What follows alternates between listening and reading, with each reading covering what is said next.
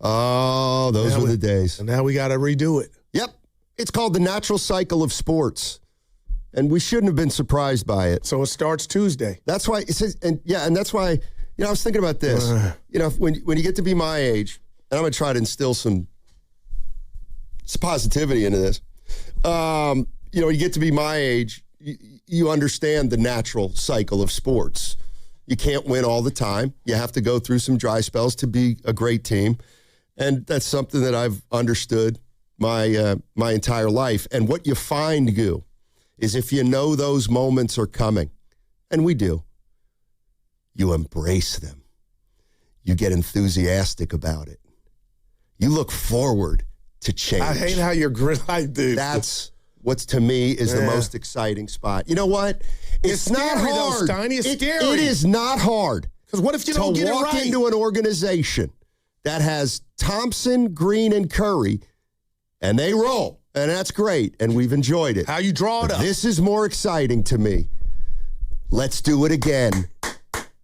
From the ground up. Oh, is it too scary for you? Will it take too much time for you? No, just be no playoffs. Oh, poor babies. Poor babies. Let's go. Well, we got to get it right, embrace this. We got to get it right. And the writing is starting to be read on the wall. Draymond, no soup for you. Look at you. Jimmy Butler, no Mulligatawny. Steph, chill out. Well, he's about to get his bread. Take a year, and we'll get back to you. Podsy, we ain't giving Butler, Curry, or Draymond a dime, so what do you think you're getting this summer? Wow. 0. I think it could be the summer of hardball here in Golden State. Well, it's time for some, not with Curry. Because I told you got that check. Now, Curry is going to prove once and for all he is the greatest teammate of all time. Pulling a Brunson? Well, or at least waiting a year to pull a Brunson. Yeah. I'm being honest, Donnie. Seriously, I'm excited about Tuesday, and it looks like they're going to make the pick. But, man, again, as excited as you are, it doesn't mean, we're closer. It has to pan out, manifest. They got to continue to add free agency, all the things that you do to try to build a club to get back to prominence. But we still got the chef. We still got the chef. And we still got the chef. But what? For how many more games? Yeah. For how many more games? I mean, it's real. That to me is... No, seriously, man. Yeah.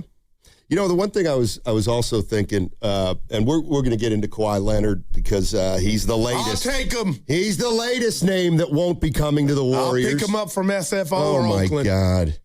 You don't need to pick him up. He's got his own helicopter. Look at you. Something like that. So, Kawhi Leonard, put him up on the board. It's a board that already includes Dwight Howard, Paul George, Lowry Markkanen, LeBron James, Kevin Durant, and let's add Kawhi Leonard. This is Kevin O'Connor on Kawhi. It is a no-brainer for the Warriors to try to flip that Jimmy Butler contract. He's expiring, coming off a torn ACL, into Kawhi Leonard. It's an upgrade for your team in the short term. It's an upgrade, period, considering that Jimmy Butler is an inferior player to Kawhi Leonard. And so for the Warriors, it makes total sense, depending on, obviously, what else you're having to give up on top of the 11th pick. I'd imagine the Clippers would probably want Brandon Podziemski, something like that, in return in the deal as well. Pods is going to be a restricted free agent in 1 year from now as well. And so, if it's Kawhi Leonard and, I don't know, Derrick Jones Jr. to the Warriors for 11 Butler Pods, something along those lines, that makes a lot of sense to me from the Clippers side of things. To get that value, you can get a really high-level prospect with the 11th pick this year. Oh, man, I'm riding till the wheels fall off, and if we could get those two in a Warriors uniform, Steiny, sign me up, man. Yeah, the latest that's out about the Clippers and Kawhi is there seems to be some uncertainty about what the Clippers are going to do. There's some reports that say, Ballmer doesn't want to trade Kawhi. There are other reports that say that the Clippers are listening to a lot of offers. Mm-hmm. I find it hard to believe that if you were considering making that trade with the Clippers, that they wouldn't want one more first-round pick. Like, to me, Butler, yeah, okay, he's an expiring. That's all he is. Right. And you know what? Kawhi, for them, would also be an expiring in 1 year if that's the way they wanted to do it.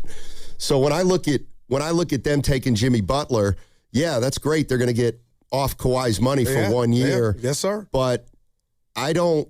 You're giving away your best player for Podziemski and an 11th pick. I think you'd have to sweeten it a little more, and that's the one I'd like to talk about. Is would you be willing to do Pods and Butler and the 11 Stoney, and maybe would. One future first? Yeah. Let me ask you this. Would you do one future first? I would. I mean, this is I don't know if I people would. For the millionth time, and I'm not going to get off this hill. I'm going to die on it. But to me, that would be the epitome of all in for Steph. And I know Steph loves Brandon and their family, but it's business at the end of the day. Let's just be real. Let's just say you're on a golf course. You're at Tahoe with I don't know the course. I forget the course's name. Stoney, help me. But anyway, if you ask Steph how he would would he be okay with that deal, a future first, Jimmy and Pods, I got to believe he would say, hell yeah, man. Okay, so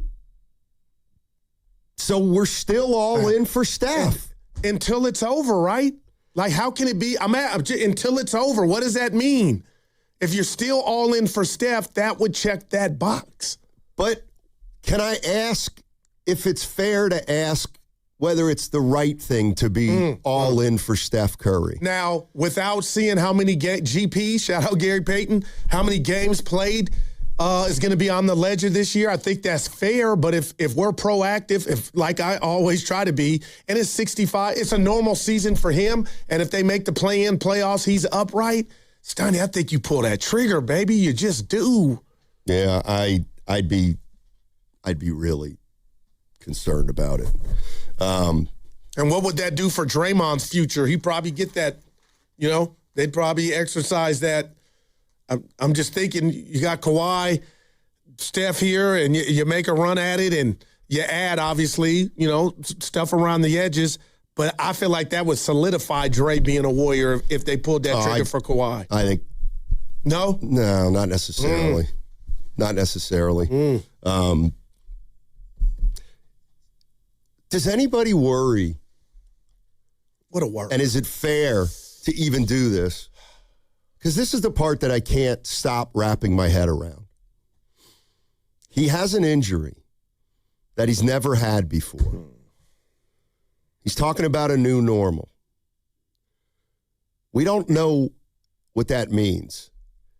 Do you really think it would be unfair to be reluctant to give Steph a deal 2 years from now, knowing that the reality is, don't you need him to prove that he can put a 65-game season together first? Is that, like, I'm being serious with Warrior fans. No doubt. Is that too much to ask of Steph Curry? Steph, you're 38. You're coming off this injury. You got $62 million coming to you next year, and we're not sure how it's going to come down with your injury. But look, if you play 65 games, you know what's coming to you.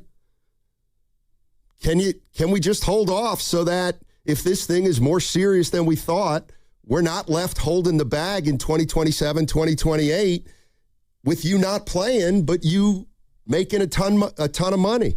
Is that unfair to ask Steph not that he's not going to get it? Is it unfair to ask Steph to wait 1 year just to see? Yeah.